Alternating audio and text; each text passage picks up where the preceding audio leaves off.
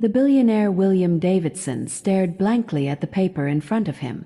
"Mr. Davidson, I regret to inform you that the Yamamoto Corporation has decided to cancel the $2.5 billion contract." The words from his lawyer sliced through the air like a sharp blade. 25 years of relentless work, building the most powerful tech conglomerate on the West Coast. And now everything was falling apart before his eyes. Cultural incompatibilities, ethical differences, vague excuses that masked something deeper. William's empire was crumbling, and so was his pride. But what he didn't know was that the secret to saving everything wasn't locked in a boardroom. It was sitting quietly in the corner of his office, disguised as the 12-year-old daughter of his cleaning lady. Before I take you into this extraordinary journey of arrogance, downfall, and redemption, make sure you hit that subscribe button right now, because what you're about to hear could shift how you see success forever. As his lawyer explained, William barely listened. Through the glass walls of his skyscraper office, he watched Grace, the woman who cleaned his office for 5 years.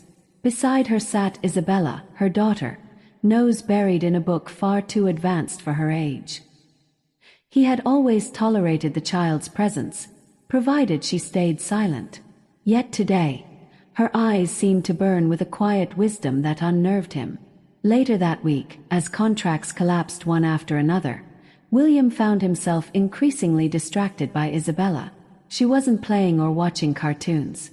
She was reading about cultural diplomacy, international psychology, topics seasoned executives struggled with. That evening, as Grace gathered her things, Isabella lifted her head and asked in a calm, mature voice, "Mr. Davidson, have you had meetings with Japan recently?" The question stunned him. How could a child know? When she explained that cultures test leaders by how they treat those considered less important, William's chest tightened. Suddenly, humiliating waiters, ignoring hotel staff, belittling his assistants, all of it flashed before his eyes.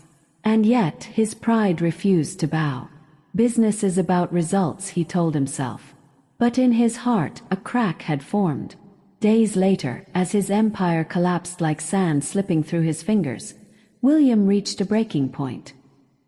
His assistant Patricia informed him of 3 more cancelled contracts. Mitchell Corporation, Nordic Solutions, even the Chen family whose business he once helped. All gone. For the first time, William tasted despair. That afternoon, Isabella caught his gaze again. Her calm voice returned. "People don't test your competence, Mr. Davidson. They test your character. What matters is how you treat those who can do nothing for you." For a man used to commanding boardrooms, it was unbearable to admit a child could see what he could not. Yet that night, he replayed her words over and over, haunted by the faces of people he had crushed on his way to the top. Something was shifting, and William knew it. The next morning, William did something unthinkable. He picked up his phone and called Marcus Chun, the young executive he had humiliated in Chicago. His voice trembled as he whispered words he had never said before. "I need to apologize." That moment marked the beginning of a transformation no one could have predicted. A billionaire on his knees, guided by the wisdom of a 12-year-old girl.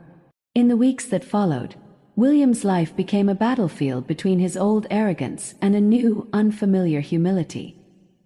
He sent apology letters not to partners or investors, but to waiters, assistants, young executives, even the hotel staff he once ignored. Some never replied. Others responded coldly. But when Marcus Chun agreed to meet him, not in an office, but in a cafe as equals, William felt a flicker of hope. When Marcus asked what had changed, William confessed, "A 12-year-old girl taught me that true power isn't fear, it's respect."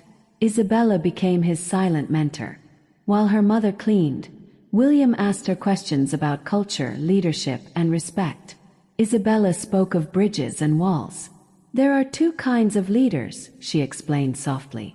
"Those who build walls to protect themselves, and those who build bridges to connect with others. People only follow bridge builders."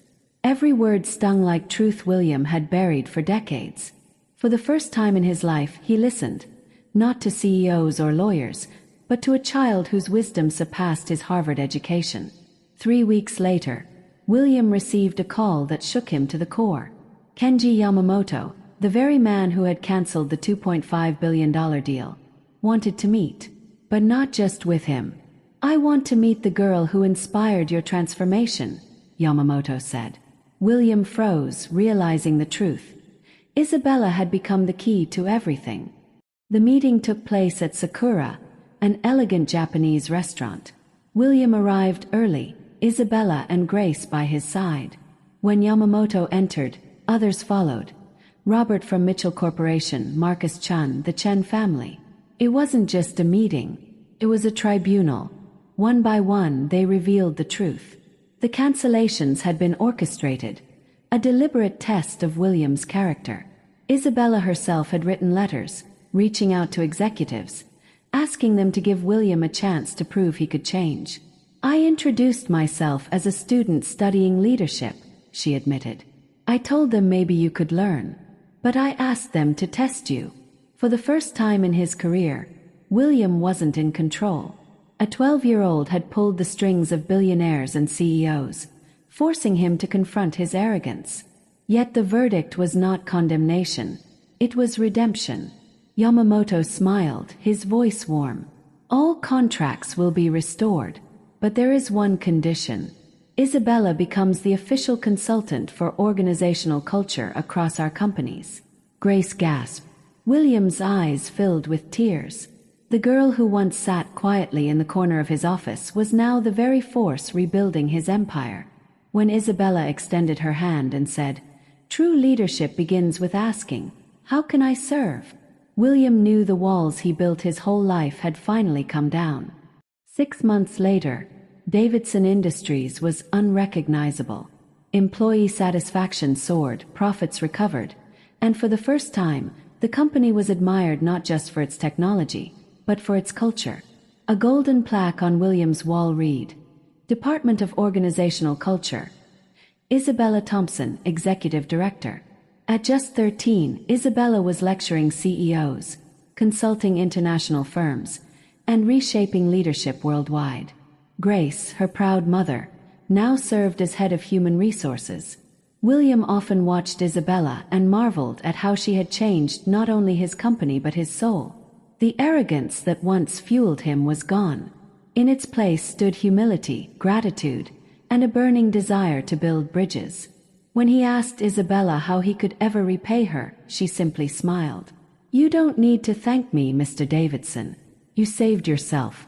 I just showed you the key." And so, the billionaire who once believed power came from fear discovered that real wealth lies in humility, service, and respect. He had been saved, not by money, not by lawyers, not by boardrooms, but by a child who dared to teach him the lesson of a lifetime. If this story touched your heart and reminded you that true power is found in kindness, make sure you subscribe, because the greatest lessons often come from the most unexpected voices.